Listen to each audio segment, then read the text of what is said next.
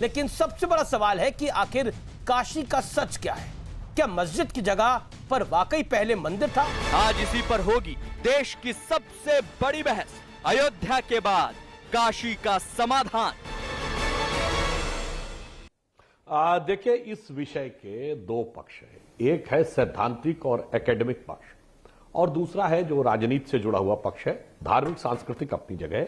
जो आपने बात कही कि यह नारा था, मैं उससे पहले बता देना चाहता हूं, डॉक्टर राम मनोहर लोहिया जो समाजवादी पार्टी के या सोशलिस्ट मूवमेंट के सबसे बड़े वैचारिक अधिष्ठाता हैं, उन्होंने कहा था राम, कृष्ण और शिव के बिना भारत की कल्पना असंभव है।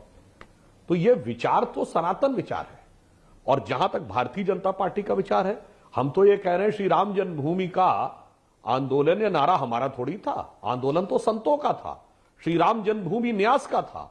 भारतीय जनता पार्टी ने उसे समर्थन दिया था, हमने शुरू नहीं किया था, शुरू संतों ने किया था।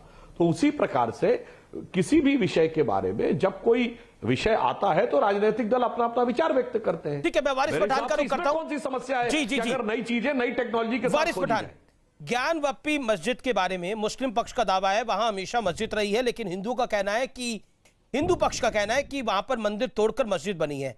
अब सर्वे हो रहा है तो दूध का दूध और पानी का पानी हो जाएगा, सब कुछ साफ साफ पता लग जाएगा। तो साफ साफ पता लग जाएगा, इससे तो आपको खुशी भी होनी चाहिए कि ये जो अगर कोई विवाद भी है तो उसका समाधान निकल आएगा।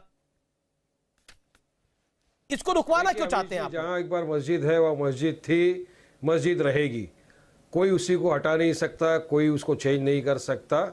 अब सवाल ये है कि ज्ञानवापी मस्जिद का जो वाराणसी कोर्ट ने जजमेंट दिया है कि एएसआई वहाँ पर जाए और उसका वो चेकिंग करे, तो उसके बारे में मैं ये कहना चाहता हूँ कि ये ऑर्डर एरोनस है। क्या आप सफ़ेद धब्बों से परेशान हैं? क्या हर जगह इलाज कराने के बाद भी ये ठीक नहीं हो रहे? अगर हाँ, तो आज ही संपर्क करें त्रिदेव आयुर्वेदिक फार्मेसी, क्योंकि इनके पास है हर तरह के त्वचा रोग का गारंटेड इलाज। कॉल 9634200008। सवाल ये है कि अगर जजमेंट एरोनियस है, बैड इन लॉ है, तो धारा में ये आता है, संविधान ये बोलता है कि हायर कोर्ट्स है जो उसको रेक्टिफाई करे, तो उसको रेक्टिफाई होने तक का रुकना चाहिए ना, सर्वे को रुकाना चाहिए। क्यों आप 1980 और 90 के दशक का माहौल क्रिएट करना चाहते हो हमारे देश में? क्या आप लोगों के पास कोई ना, बाबरी मस्जिद का हुआ तब काफी लोगों ने कहा था क्लोजर खत्म हो गया, आप कुछ नहीं करेंगे। तो आप तो नया माहौल पैदा करना चाहते हो देश के अंदर, क्योंकि अब आपके पास कोई नया नहीं मुद्दे, तो आप बाबरी नहीं, अब इस पे आ गए, ज्ञानवापी पे आ गए, कल किसी और पे आएंगे। तो हमको देश का माहौल तो बिगाड़ना नहीं है ना। आप कह रहे हैं देश का, ठीक है, आपका पॉइंट है, तो कोई चीज है या नहीं? देखिए वलांशु त्रिवेदी 40 सेकंड रिप्लाई। हाँ, मैं बस 2 लाइन में बात बोलूंगा, 2 लाइन में, ज्यादा नहीं।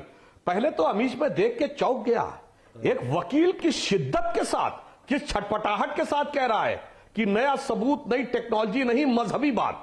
जो आपने ये कहा कि माहौल बिगड़ता है, माहौल बिगड़ने का मतलब क्या है कि बताओ औरंगजेब के साथ कोई जुड़ाव है जो आपकी पार्टी वाले बोलते हैं? औरंगजेब जो था मुगलिया डायनेस्टी से आता था, जिसकी मां मंगोल और बाप उज्बेक था। अब जब डीएनए मैपिंग होगी तो मंगोल और उज्बेक डीएनए से कोई कनेक्शन नहीं निकलेगा, तो आपका मजहब नहीं बदल जाएगा।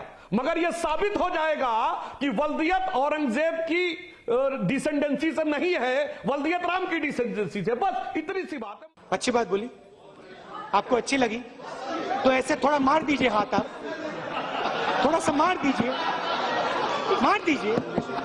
एक बार मार दीजिए। क्यों कष्ट हो रहा है आपको? अगर अच्छी लगी मार दीजिए।